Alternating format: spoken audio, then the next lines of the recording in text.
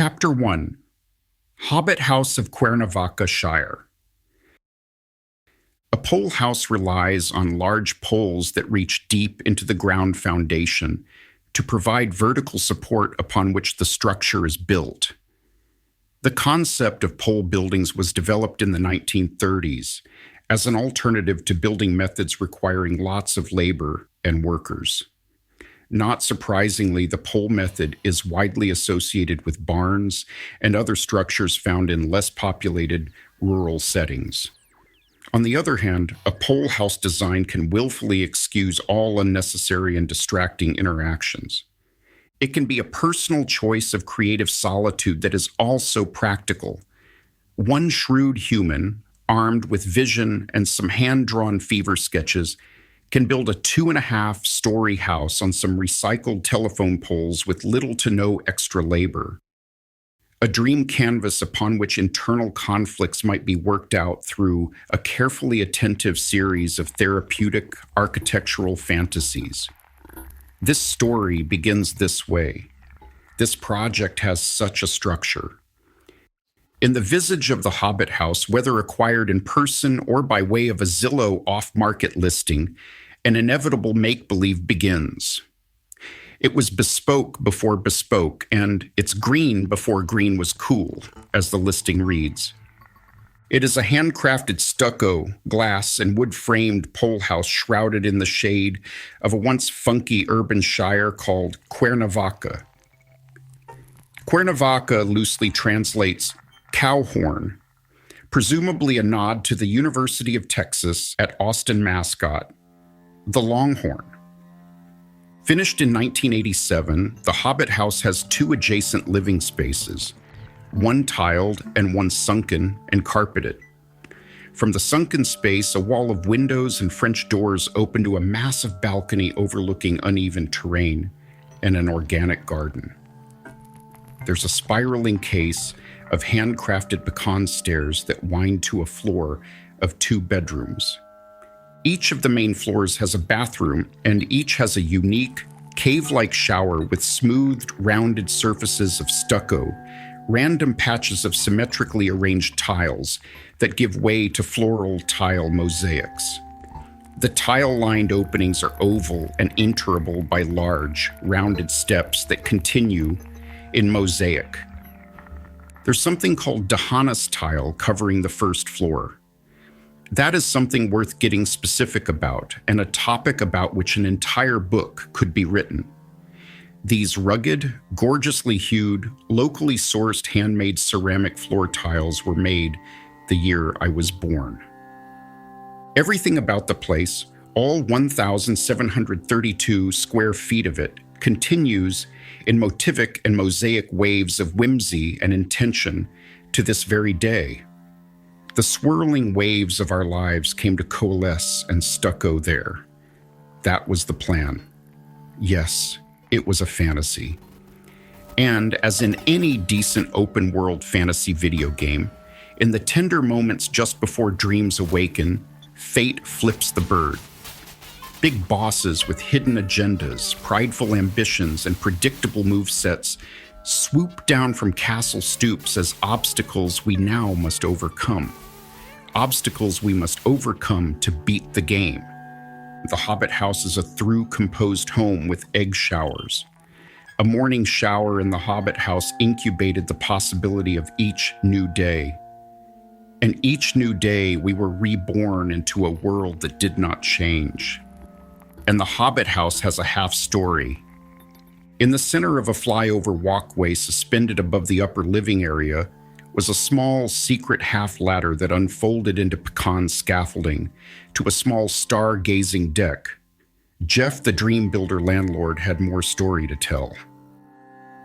The kitchen. The countertops are a dark blue acrylic laminate that, according to Jeff, was all salvaged from the demolition of a Woolworths in downtown Austin in the mid-'80s. This special aspect of the Hobbit House really endeared the place to me. This practical incorporation of reused materials from familiar landmarks, city planning, and the sprawl of modernization slurred in with the fantastic. On each end of the countertop stood 2 telephone poles on which the house hung. Oh, to prepare meals on materials rescued from the rubble of America's post-war progress. And oh, the majestic dragon creaking of a central Texas evening thunderstorm. My father and his wife rented the Hobbit House 10 years earlier, not long after my parents' divorce.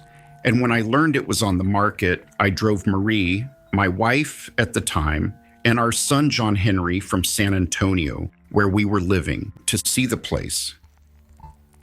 Jeff, the dream builder landlord, and his wife Sharon met us, along with my father, Jack Sr., and his wife, Jackie. There are only 2 things I remember about the meeting to see the place. First, I knew that I would be living there, and second, from Marie's rehearsed indifference to the place, I knew the marriage was over. That was late summer of 2017, and almost 6 years later, I am still in awe of the Herculean internal forces of apathy required to say no thanks so quickly and unflinchingly to this house. A different choice and a completely different story. 6 years later, I see that she had no choice, and when you have only one choice, you're not actually making the choice at all. Life is. Our marriage was already fragile and flitting away. In 2015, we moved back to San Antonio after a difficult year trying to make it work as a family in Morristown, New Jersey, living on just one really shitty academic teaching salary from Seton Hall University. And for 2 years before all that, we tried making it work, with me teaching in New Jersey and commuting back to San Antonio when I could. And the family pressures Marie surely experienced applied in orders of magnitude greater than 2 years earlier when, on the very cusp of divorce, we decided to try to make it work and all moved to Morristown together. The enmeshment, the doubts, the fears of a father's sexually laced verbal assaults, my drinking. The storm culminated in a bitter, nasty divorce that included an assault by my ex and her family on my privacy. Hundreds of pages of texts, emails, photos of cocktails and compromising positions, photos of the woman I was seeing sitting on the toilet.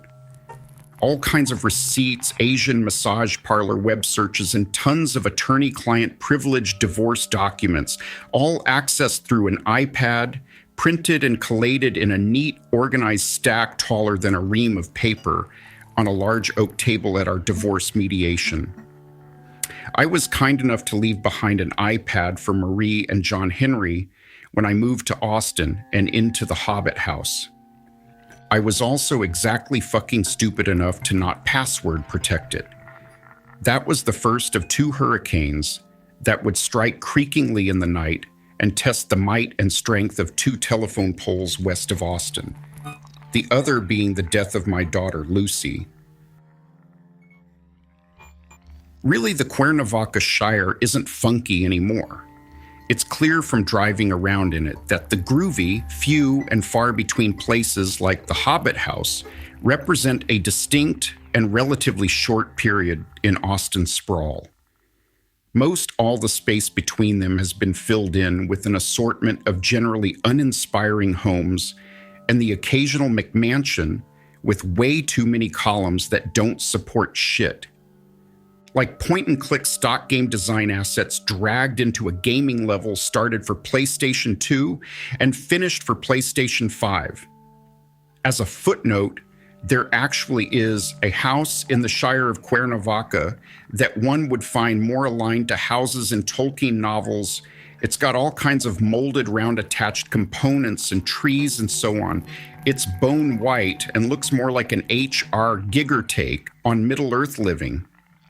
Anyway, what was that Tim Robbins movie in the late 80s with something about Iceland being green and Greenland being cold and icy and a ploy to fool Vikings? Anyway, my Hobbit house was green before green was cool. The Hobbit House. I am putting myself there now, I'm meditating upon the countless enchanted phone calls the poles in the Hobbit House must have delivered, and the mages that dialed, the longings and promises, the affirmations and confessions, the plans, good news, bad news, regrets, desires, dreams. I willfully excuse all unnecessary and distracting human interactions. This is a personal and mindful choice of creative solitude. I have a bunch of fevered sketches and an outline. This is the moment where we stand on the flyover, between two telephone poles, lower the half ladder, ascend into a pecan scaffold, and stargaze. What was Jeff working out in his head and heart as he was building this thing? What internal conflicts might have been worked out through this carefully attentive series of therapeutic architectural fantasies? You bet this is a fantasy, and you can bet I will beat this game.